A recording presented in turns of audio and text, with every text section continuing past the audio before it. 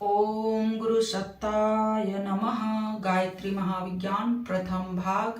लेखक परम पूज्य गुरुदेव वेद मूर्ति तपोनिष्ठ पंडित श्री राम शर्मा आचार्य। आइए पढ़ते हैं, सुनते हैं और समझने का प्रयास करते हैं। गायत्री मंत्र हमारे साथ साथ। ओम भूर्भुवः स्वाहा तत्सवितुर्वरेण्यं भर्गो देवस्य धीमहि धियो यो नः प्रचोदयात्। इन साधनाओं में अभीष्ट का कोई भय नहीं। मंत्रों की साधना की एक विशेष विधि व्यवस्था होती है। नित्य साधना पद्धति से निर्धारित कर्मकांड के अनुसार मंत्रों का अनुष्ठान साधना पुरुषचरण करना होता है। आमतौर से अविधि पूर्वक किया गया अनुष्ठान साधक के लिए हानिकारक सिद्ध होता है और लाभ के स्थान पर उसे अभिष्ट की संभावना रहती है। ऐसे कितने ही उदाहरण मिलते हैं कि किसी व्यक्ति ने किसी मंत्र की या किसी देवता की साधना अथवा कोई भोगाभ्यास या तांत्रिक अनुष्ठान किया, साधना की नीति रीति में कोई भूल हो गई या किसी प्रकार अनुष्ठान खंडित हो गया तो उसके कारण साधक को भारी विपत्ति में पड़ना पड़ता है। ऐसे प्रमाण इतिहास पुराणों में भी है।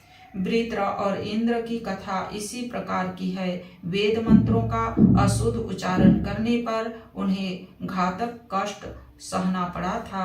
अन्य वेद मंत्रों की भांति गायत्री का भी शुद्ध सस्वर उच्चारण होना और विधि पूर्वक साधना होना उचित है। विधि पूर्वक किए साधन सदा शीघ्र सिद्ध होते हैं और उत्तम परिणाम उपस्थित करते हैं। इतना होते हुए भी वेद माता गायत्री में एक विशेषता है कि कोई भूल होने पर उनका हानिकारक फल नहीं होता।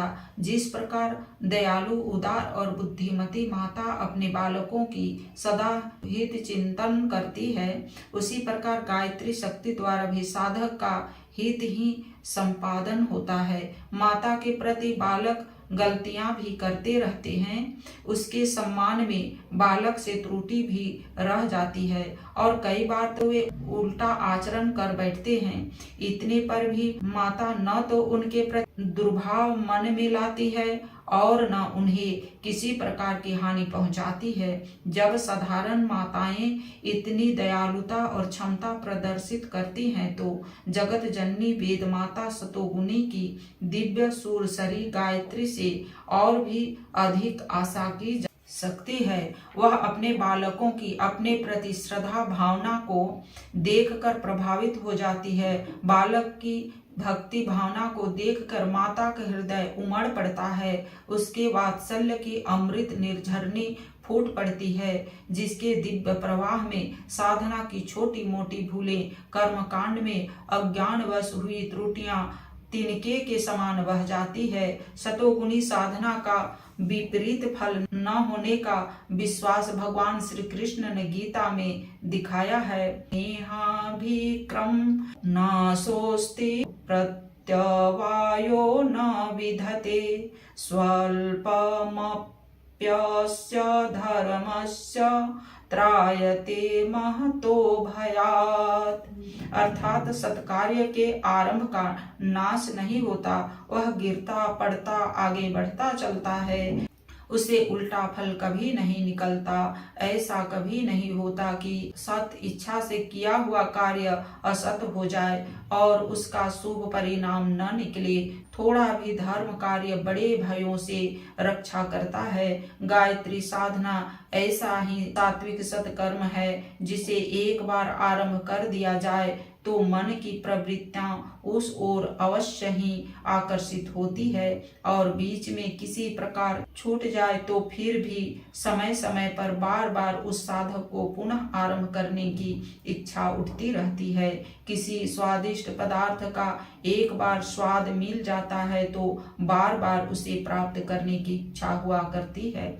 ऐसा ही अमृतोपम स्वादिष्ट आध्यात्मिक आहार है जिससे प्राप्त करने के लिए आत्मा बार बार मचलती है, बार बार चीख पुकार करती है। उसकी साधना भूल रह जाए तो भी उल्टा परिणाम नहीं निकलता।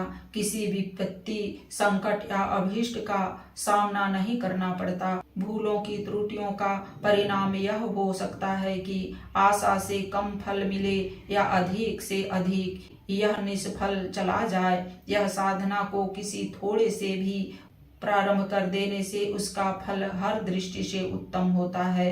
उस फल के कारण उन भयों से मुक्ति मिल जाती है जो अन्य उपायों से बड़ी कठिनाई से हटाए या मिटाए जा सकते हैं।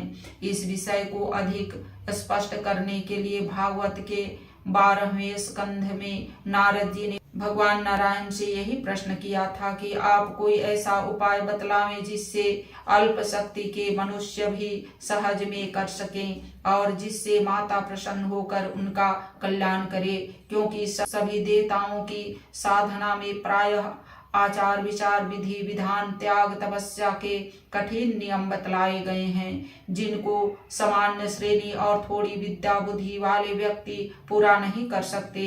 इस पर भगवान ने कहा, हे नारद, मनुष्य अन्य कोई अनुष्ठान करे या न करे, पर एकमात्र गायत्री में ही जो दृढ़ निष्ठा रखते हैं वे अपने जीवन को धन्य बना लेते हैं। हे महामुनि, जो संध्या में अर्घ्य देते हैं और प्रतिदिन गायत्री का 3000 जप करते हैं, वे देवताओं द्वारा भी पूजनीय योग्य बन जाते हैं। जप करने से पहले उसका न्यास किया जाता है, क्योंकि शास्त्रकारों का कथन है कि देवो भूत्वा देवम यजेत, अर्थात देव जैसा बनकर देवों का यजन करना। परंतु किसी कठिनाई या प्रमाद से न्यास न कर सके और सच्चिदानंद गायत्री का निष्कपट भाव से ध्यान करके केवल उसका ही जाप करता रहे तो भी पर्याप्त है।